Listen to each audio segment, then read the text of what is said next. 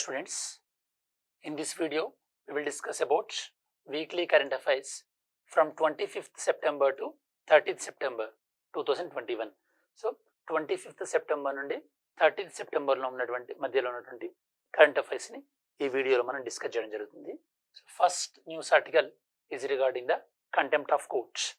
Contempt of court అంటే మీకు first broad idea ఏంటంటే, ఎప్పుడైతే కనుక కోర్ట్ ఆర్డర్స్ ఏదైనా ఇచ్చిన తర్వాత ఆ కోర్ట్ ఆర్డర్స్ని ఫాలో అవ్వకపోతే దాన్ని కంటెంప్ట్ ఆఫ్ కోర్ట్ అంటారు. సో కంటెంప్ట్ ఆఫ్ కోర్టుకి పనిష్మెంట్ ఉంటుందా అంటే ఉంటుంది. సో ఎందుకు అంటే కోర్ట్ ఆర్డర్స్ని ఫాలో అవ్వకపోతే ఈ యొక్క జ్యుడిషియరీకి మనం ప్రాబ్లమ్స్ క్రియేట్ చేసిన వాళ్ళం అవుతాం కాబట్టి contempt of court is a punishable. Now we will discuss about the remaining aspects of contempt of court. Remaining అసలు కరెంట్ అఫైర్స్ ఈ వీక్లో మనం ఎందుకు డిస్కస్ చేస్తున్నామో చెక్ చేద్దాం ఒకసారి. Okay students, contempt of court. Recently, Supreme Court held that its power to punish for contempt under Article 129 is a constitutional power and it cannot be taken away by the Parliament. అంటే supreme court ఇక్కడ ఏం చెప్తుందంటే, article 129 ప్రకారం ఏదైతే కనుక supreme కోర్టుకి contempt of power ఉందో దాన్ని పార్లమెంట్ అనేది ఒక లెజిస్లేచర్, ఒక యాక్ట్ ద్వారా తీసివేయడానికి వీల్లేదు.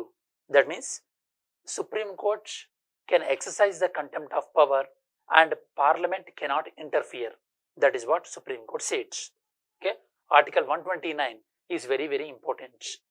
Supreme court is saying that its power to punish under contempt of court under article 129 is a constitutional power. Very very important. It is a constitutional power because it is dealing by article in the Indian Constitution. Some important information related to this judgment. The power to punish for contempt is a constitution, we already discussed, and it cannot be taken away by the parliament. ఇది parliament. So ఈ యొక్క supreme court అధికారాన్ని తీసుకోవడానికి వీల్లేదు. అంటే parliament తనకు తానుగా supreme court నుంచి అధికారాన్ని తీసివేయడానికి వీల్లేదు.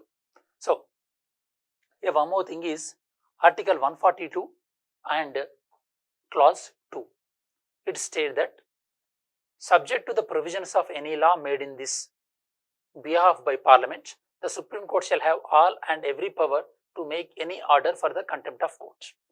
Article 142 ఏం చెప్తుందంటే, పార్లమెంటు కంటెంప్ట్ ఆఫ్ కోర్టుకు సంబంధించి కొన్ని చట్టాలు చేయొచ్చు అని చెప్తుంది అనమాట. ఆర్టికల్ 129 ఏమో కంటెంప్ట్ ఆఫ్ కోర్టు గురించి, ఆర్టికల్ 142 ఏమో పార్లమెంట్ కొన్ని చట్టాలు చేయొచ్చు కంటెంప్ట్ ఆఫ్ పవర్ గురించి అని చెప్తుంది.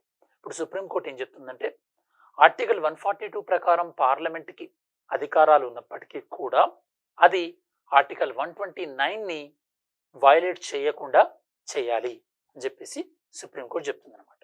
సో హియర్ మన కాంపిటేటివ్ ఎగ్జామినేషన్ పాయింట్ ఆఫ్ వ్యూలో 2 articles are important, article 129 and article 142 clause 2. So contempt of court.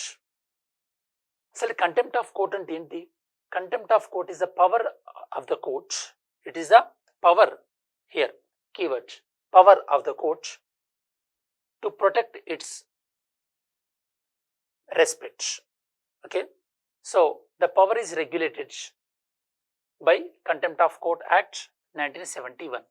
అంటే కోర్ట్ ఏదైనా ఆర్డర్స్ ఇచ్చినప్పుడు ఆర్డర్స్ ఫాలో అవ్వకపోతే అప్పుడు ఏమవుతుంది?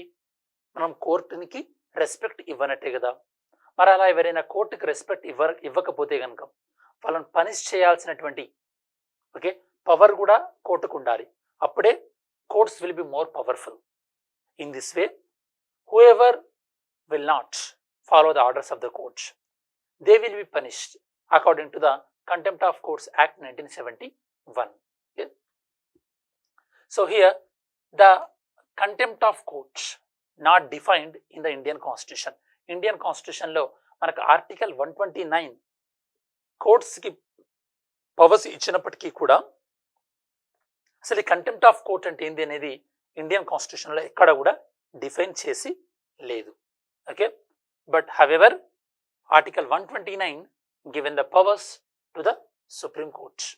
whereas to the High Court, Article 215 given the respective power to the High Courts as well.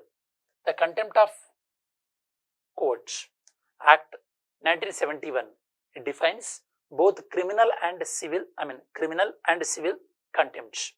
మనకి contempt of court ఆర్డర్స్ని follow చేయకపోవడం ఏదైతే జరుగుద్దో అప్పుడు పనిష్మెంట్ అనేది సివిల్ పనిష్మెంట్ ఉండొచ్చు లేదా క్రిమినల్ పనిష్మెంట్ ఉండొచ్చు. Okay, contempt is 2 types, civil contempt and criminal contempt. Civil contempt refers to wilful disobedience to any judgement, అంటే కావాలని కోర్టు ఇచ్చినటువంటి జడ్జిమెంట్కి వినకుండా దాన్ని వైలేట్ చేసినట్టయితే కనుక దాన్ని సివిల్ కంటెంప్ట్ అంటారు. అదే క్రిమినల్ కంటెంప్ట్స్ ఓకే ఏంలో ఇన్వాల్వ్ అవుతుంది, when scandalize or lower the authority of the courts, అంటే కోర్ట్ జడ్జెస్ పైన ఏవైనా లైక్ అలిగేషన్ చేయడం, కోర్టు ప్రతిష్ట దిగజారేలా కామెంట్స్ చేయడం, అది జడ్జిల పైన కానీ లేదా కోర్ట్స్ పైన కానీ అలాంటివి. దాంతోపాటు it interferes the due course of any judicial proceedings, అంటే లైక్ ఏదైనా కేసు జరిగేటప్పుడు కావాలని ఆ కేసుకి డిస్టర్బెన్స్ క్రియేట్ చేయడం, లైక్ జడ్జెస్ రిటర్న్ చేయడం. రీసెంట్గా జార్ఖండ్లో I think so if I'm right, జార్ఖండ్లో జడ్జిని సో వాళ్ళు అటాక్ చేసి చంపేయడం జరిగింది. సో ఇలాంటి కేసెస్ జరిగితే కనుక వాటిని మనం క్రిమినల్ కంటెంప్ట్ అంటారు, criminal contempt. So contempt of court is 2 types, civil contempt, criminal contempt.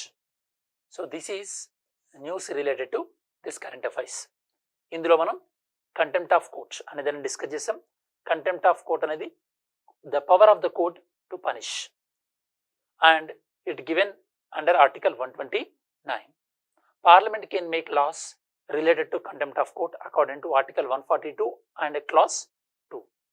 Then we discussed about Contempt of Court Act 1971 and we discussed about contempt of court is 2 types, civil contempt and criminal contempt. This is about contempt of court.